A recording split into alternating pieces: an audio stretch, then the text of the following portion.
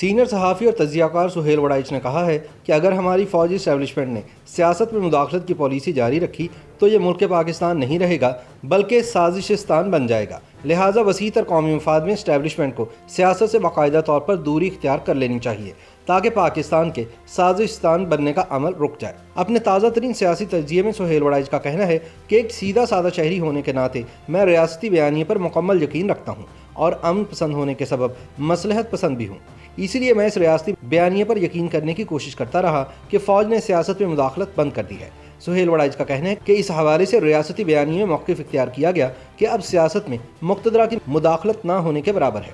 یہ سن کر میرا دل بہت خوش ہوا۔ میں نے اس بیانیے پر نہ صرف دل و جان سے یقین کر لیا بلکہ اس موقف کے حق میں صفات کے صفات سے آ کر ڈالے۔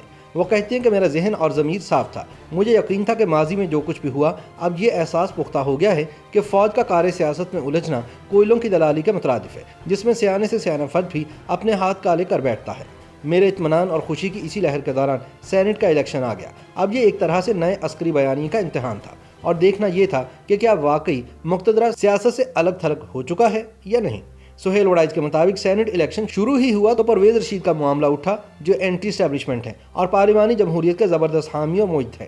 ان کے بارے میں اعتراضات سامنے آئے تو یوں لگا جیسے عدالت ان سے واجبات وصول کر کے انہیں کلیئر کر دے گی۔ جب عدالتوں کے کئی چکروں کے بعد بھی پرویز رشید کو اہل قرار نہ دیا گیا تو لگا کہ دال میں کہیں کالا ضرور موجود ہے، مگر میں سدا کا خوش فہم ہوں، اس لیے سوچتا رہا کہ بالآخر سازشی تھیوریاں دم توڑ دیں گی اور پرویز رشید کو الیکشن کے لیے اہل قرار دے دیا جائے گا جو کہ ان کا بنیادی جمہوری حق تھا۔ میں یہ بھی سوچتا تھا کہ پرویز رشید سے مقتدرہ کو ڈرنے کی کیا ضرورت ہے، کیا دو چار اختلافی آوازوں کو برداشت نہیں کیا جا سکتا۔ میرا خیال تھا کہ پرویز رشید جیسا اکیلا اور پرامن شخص مقتدرہ کے لیے خطرہ کیسے ہو سکتا ہے، لیکن سہیل وڑائچ کہتے ہیں کہ میری تمام تر خوش فہمی اس وقت رفع ہو گئی جب بالآخر پرویز رشید کو سینٹ کی دوڑ سے باہر کر دیا گیا۔ وہ دن اور آج کا دن میرے دل میں پھانس سی چبھی ہوئی ہے کہ آخر وہ کون لوگ ہیں جنہیں پرویز رشید کی اکلوتی اختلافی مگر مہذب آواز بھی پسند نہیں۔ میں نے کئی لوگوں سے پوچھا کہ پرویز رشید کو سینٹ سے باہر کس نے کروایا اور اس کا مقصد کیا ہے۔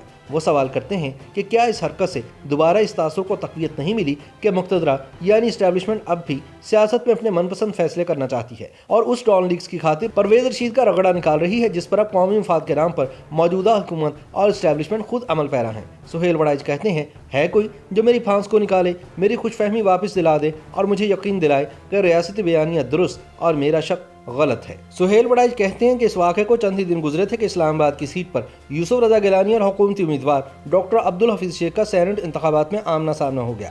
سنا گیا کہ اس میں بھی مقتدرہ نے کچھ رول ادا کیا۔ صدر زرداری نے کچھ افسران کی شکایت بھی اعلیٰ حکام تک پہنچائی مگر یوسف رضا گیلانی کی جیت سے شک دور ہو گیا اور واضح ہو گیا کہ مقتدرہ نے حکومت کے حق میں کوئی زوردار کردار ادا نہیں کیا ورنہ لازماً حکومتی امیدوار جیت جاتا۔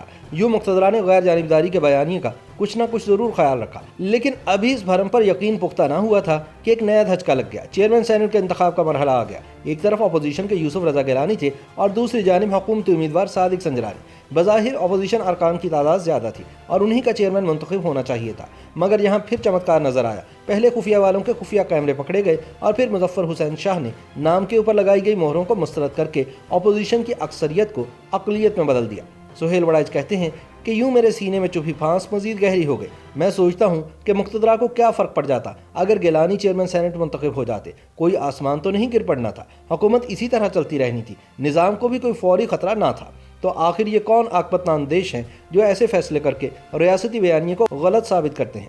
سہیل وڑائچ سوال کرتے ہیں کہ کیا اب وقت نہیں آ گیا کہ ریاست سیاست میں مداخلت نہ کرنے کے بیانیے پر قائم ہو جائے۔ اکثر لوگ ریاستی بیانیے پر ہمیشہ سے شک کرتے ہیں، اس کی وجہ یہی ہے کہ ریاست کہہ تو رہی ہے کہ ہم سیاست میں حصہ نہیں لے رہے، کسی معاملے میں مداخلت نہیں کر رہے، لیکن پرویز رشید کی نااہلی ہو یا سینٹ چیئرمین کا انتخاب، ہر جگہ اہل سیاست کی بے بسی اور مقتدرہ کی بے مہار اور بڑھتی ہوئی طاقت نظر آتی ہے۔ ان کا اصرار ہے کہ اگر ریاست نے اپنے شہریوں اور ریاست کے درمیان اعتماد اور محبت کا لازوال رشتہ قائم کرنا ہے تو پھر اسے مداخلت کے رویے سے باز رہتے ہوئے واقعی سب کے ساتھ برابری کا سلوک کرنا چاہیے۔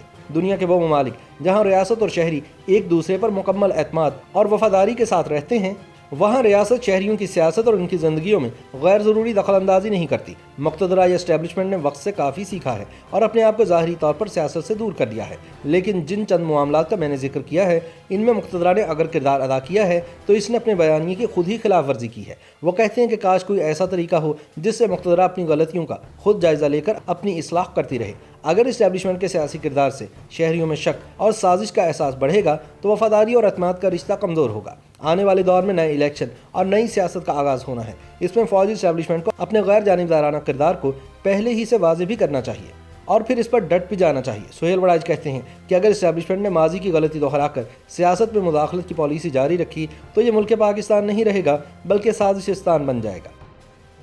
YouTube پر گوگلی نیوز دیکھنے کے لیے youtube.com کی سرچ بار میں googly news T V type کریں۔ گوگلی نیوز کے پیج پر سرخ رنگ کے سبسکرپشن والے بٹن پر کلک کرنا نہ بھولیے۔ YouTube پیج پر اپلوڈ ہونے والی ویڈیوز سے باخبر رہنے کے لیے بیل آئیکن پر کلک کیجیے۔ آپ کو ہر نئی ویڈیو کے بارے میں نوٹیفیکیشن موصول ہو جائے گا۔